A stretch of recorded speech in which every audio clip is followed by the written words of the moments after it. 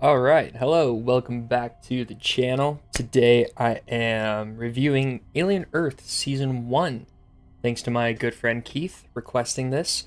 Thank you so much, Keith. When you comment on my videos what movies and shows you want to watch, I'll watch them. I'll review them. Proof is in the pudding, right here. Thank you again, Keith. I'm going to be doing the same thing that I did last time, playing Alien Isolation, the Crew Expendable package. I'm going to be Ellen again. Okay, so I was going to make this portion like a recap video of what I had said beforehand, but no, I have a video, so go check it. It's that way. It's that way. Go check it out. Oh, bless you. Alien Earth is first and foremost a prequel to the original Alien movie from 1979, taking place 2 years before the film. It opens almost exactly the same as the original film. Touring the ship's interior, the cryopods opening to groggy crew members. The only important one here, though, is this guy, Kumimoro. Oh, I didn't know I could come in here. This is cool. So anyway, this guy, his name is Kumimoro. He's a cyborg. He's really the only interesting character that we need to worry about here. Yeah, we'll worry about him. He's pretty cool. Cool guy. Ooh, flamethrower fuel. Yes, please. So that is Weyland-Yutani. Enter Prodigy. They are the new kid on the block in terms of the corporations on Earth. Hi, Ash. Yes. Of course she isn't. So Prodigy, while Weyland-Yutani is looking at synthesizing alien DNA so that they can win the race for immortality, Prodigy is looking at implementing children into synthetic bodies. So they transfer their consciences, their minds, and their memories into synthetic bodies. They call them hybrids. The first one, her name is Marcy Hermit. They call her Wendy after the Peter Pan. Dude, I already heard this. I'm closing the hatch behind you. Sure. Okay, let me get this last bit out before I go face the alien. So episode 1 is called Neverland, and it is called such because of the fact that Boy Cavalier likens his experiments to being Peter Pan and taking the kids to Neverland and giving them a new life and giving them immortality. The kids explain, and Boy Cavalier explains that, oh yeah, that's not where I want to go. Jeez. Oh my goodness, dude. Help.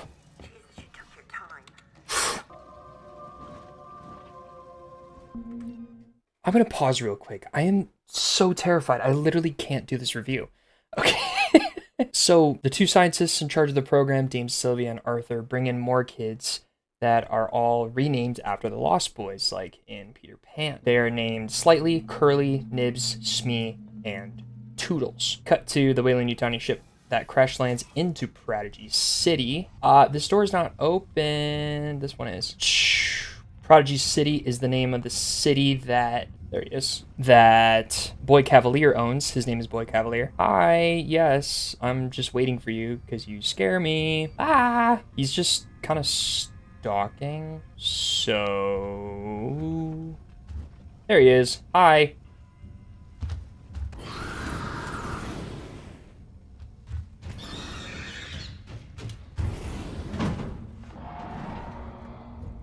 You didn't like that? That is good. Run. I already did this one. I am lost. Okay, here's what I think I'm gonna do. Because I literally cannot focus, I'm just gonna play as much as I can, and then I'm going to record my voiceover, and that's how we'll do this. So, great. I'll catch you in the next bit. Alright, so where I left off was Dame Sylvia and Arthur. They bring in more kids that are all renamed after the Lost Boys. So at the end of the day, we've got Slightly, Curly, Nibs, Smee, and Toodles. Cut to the Weyland-Yutani ship crash lands into Prodigy City. Wendy's brother Joe is called onto the scene for search and rescue. End episode 1. And so from here, I'm going to blitz through episodes 2 through 4 really fast, and then we'll blitz through episodes 5 through 8. So I'm just going to give some pretty basic overviews, and then we'll start digging into the nitty-gritty. Keep in mind, these are not in-depth summaries, so please forgive me for not getting into the minutia. This is going to be a long video. Episode 2 is titled Mr. October. Wendy and the Lost Boys go with Kirsch to recover the Weyland-Yutani monsters, including a xenomorph. Wendy's brother is there too with his squad. Wendy and her brother Joe meet up, and just as they're about to leave, the xenomorph kidnaps Joe. Episode 3, Metamorphosis. Wendy saves Joe and kills the xenomorph. Slightly and Smee run into Morrow, and Kirsch defends them. Kirsch and the Lost Boys are successful and go back to Prodigy Island, with Nibs starting to exhibit mental trauma. When he can hear the aliens, Morrow communicates with Slightly. Episode 4, Observation. Wendy's ears are adjusted so she can hear the aliens without it hurting her, or stimulating her, and Morrow develops a plan to groom Slightly to get the aliens out of Prodigy. Wendy learns to talk to a new xenomorph, and Nibs thinks she's pregnant, so her memory is reset. Toodles is renamed to Isaac and starts getting more responsibility in the science lab with Kirsch. Alright, episode 5. It's called In Space, No One, ... It's basically a recap of what happened on the USS Maginot, which is the ship that crash lands into Prodigy Island. The aliens escape and cause the ship to crash land on Earth. We also get a bit of background into who Morrow is and just his kind of life. Episode 6, The Fly. Wendy continues to talk to the xenomorph.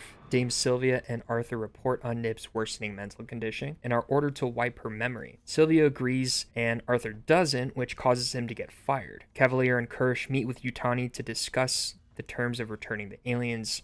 Side note, the Yutani here is not the same Yutani who founded Weyland-Yutani. She's dead. I think it was Grandma. And so this Yutani is much younger, because the expedition that comes back that Morrow was on, you learn in episode 5 that it's a 65-year journey. So his family is dead. Everybody he's ever known is dead. It's actually pretty depressing. So anyway, Cavalier and Kirsch meet with this younger Yutani to discuss the terms of returning the aliens that were on the Weyland-Yutani ship. Arthur helps Joe to shut down the kids' tracking chips so that Joe can get Wendy out, and Slightly carries out Morrow's plan by getting a facehugger to grab Arthur, and then Isaac is killed by one of the aliens. Episode 7 is titled Emergence. Slightly gets ready to transport Arthur, employing Smee's help. Cavalier learns the eyeball alien is smart, that it trapped Isaac with the fly alien to kill him and wants to have a conversation with it. Wendy wants to leave the island, and Joe helps her grab the rest of the Lost Boys. Wendy frees the xenomorph and weaponizes it against Yutani soldiers that come in with Morrow to grab the aliens from Prodigy. Wendy and Co. are taken back to the facility after being stopped by Yutani and Prodigy soldiers. Episode 8 is titled The Real Monsters. Wendy and the Lost Boys are locked up in one cell, and Morrow and Joe are locked up in another. Wendy decides to flip the tables, telling the Lost Boys that they are actually in control. The humans should be afraid of them. Kirsch and Morrow fight, and Kirsch comes out on top, but just barely. So basically, Boy Cavalier creates hybrid humans/synthetics so he can have an interesting conversation and not constantly be the smartest guy in the room. He battles Weyland-Yutani for aliens that crash landed in his city, and the hybrids, led by Wendy, turn the tide against humans. The xenomorph is scary, but you should truly be scared of the hybrids. Plot twist, I'm still more scared of the xenomorph. So every science fiction show deals with the same problem that the rich are continuously trying to fix: dying. I don't know, man, maybe try to care for your soul? Just thought. While every science fiction universe does it differently, Cyberpunk 2077 introduces personality constructs, other worlds offer anti-aging serums like Avatar, Alien Earth introduces a new angle: look to the synthetics, hence enter in the hybrids. Wendy/Marcy Hermit is the first child to receive this experimental treatment. Though enhanced with state-of-the-art technology and computer processing systems, Wendy and the Lost Boys are at their cores children. You don't have the conch. Doesn't matter what you say. The conch is in our camp where it belongs. What's the matter, Tits? Were you afraid to bring it with you? I like the theme of immortality because it makes the characters and us as the audience think about what's truly important. The beauty of life is that it doesn't last forever, and science fiction is a vehicle to explore people who don't believe that sentiment. They'd rather kill others for their longevity than to consider all life sacred other than just their own. Some questions this show poses to you, the viewer, are these. Are you making the most of your time? What's most important to you?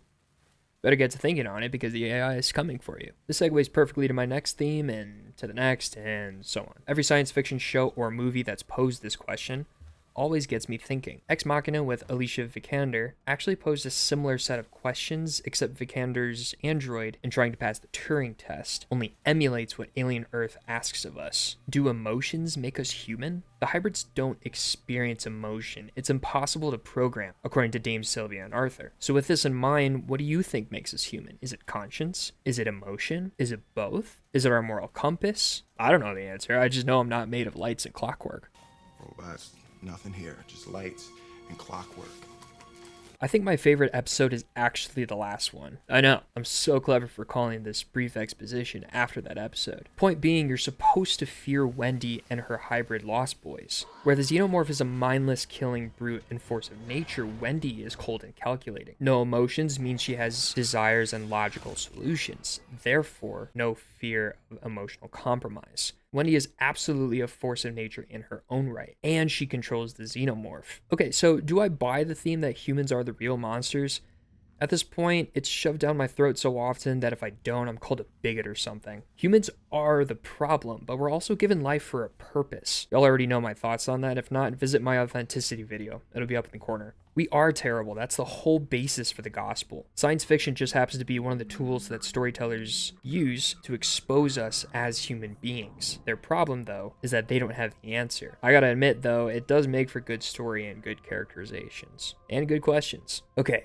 I could dive into every character, but I'm not going to. This video is already long enough as it is. Here's the TLDR. My favorites are Wendy and Smee. The worst are Slightly and Dame Sylvia. Wendy, I think, is the most interesting here, and here's why. She's the first hybrid, a child whose conscience is transferred to a synthetic body. Her personality and memories are transferred, but with no possibility of emotion. It's interesting, though, because throughout the show, she exhibits what appear to be emotions. This is kind of where the show starts to show its cracks depending on how you're viewing it, because we're not supposed to be seeing emotional moments from these hybrid characters. Yet for the purpose of showing character, we do see them. I think, however, we can also say that this is a strength. The uncanny valley of how Wendy, or any of the Lost Boys, do or don't show emotion is really what makes this an interesting show. Pay attention, look at their facial cues, listen to the inflections of their voices.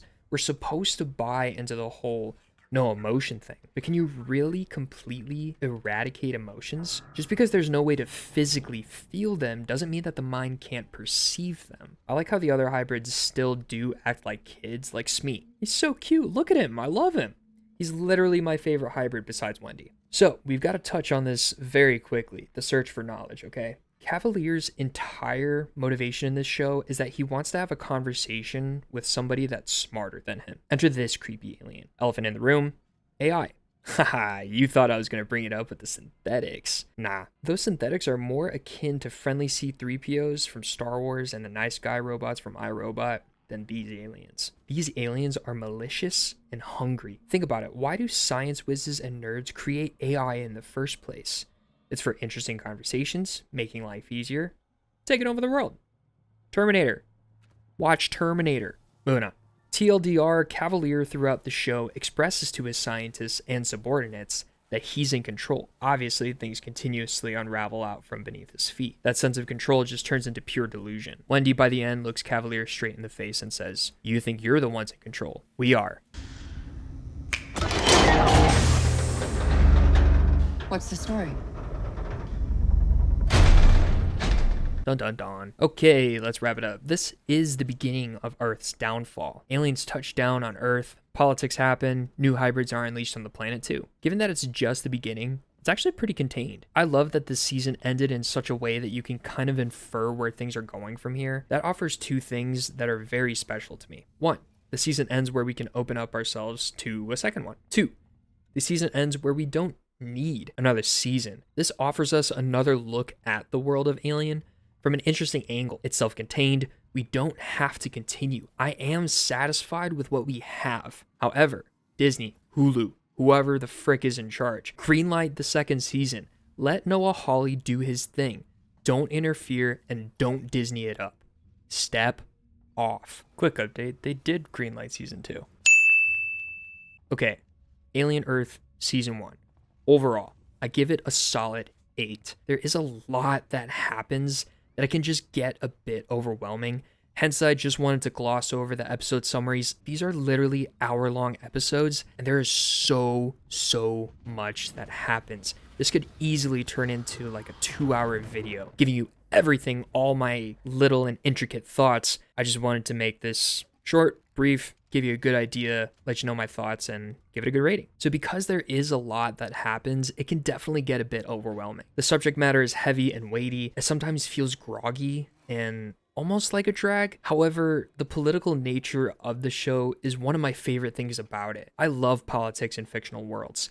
Seeing how decisions affect dynamics, and then how those dynamics shape the world around our characters. The characters therefore make decisions based off how the world reacts and changes, which continues the cycle. It makes the world feel real, alive, breathable. Exploring a new kind of synthetic with a xenomorph in the background, company politics in the foreground, and the state of Earth away from the horrors of space feels like a breath of fresh air. Continuing to open up this world with projects like Alien Earth and Predator Badlands now bode well for both franchises. So, here's some more good stuff from both of these franchises.